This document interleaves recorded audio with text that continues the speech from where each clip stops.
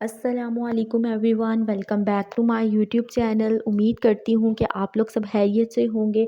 तो आज हम बात करेंगे और स्लिम टैबलेट के बारे में। क्या आप अपने बढ़ते हुए वज़न से बहुत ज़्यादा परेशान हैं, मोटापे का शिकार हैं, वर्जिश किए बगैर वज़न को कम करना चाहते हैं, या फिर बहुत ज़्यादा वर्जिश कर रहे हैं और सही से रिज़ल्ट्स नहीं मिल रहे, तो आप इस टैबलेट का इस्तेमाल कर सकते हैं। तो वीडियो को आपने लास्ट तक लाज़मी देखना है ताकि आपको सही इन्फॉर्मेशन मिल सके।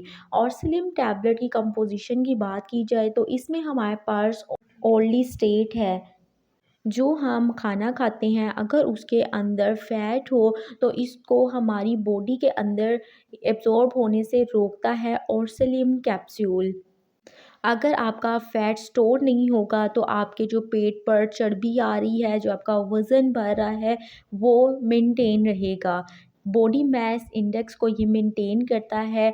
ये हमारे पास नॉर्मल अमाउंट 18.5 से 24.9 होती है। अगर 18.5 से नीचे आपका बॉडी मास इंडेक्स आता है तो इट्स मीन कि आप अंडर वेट हैं, आपको वेट गेन करने की ज़रूरत है।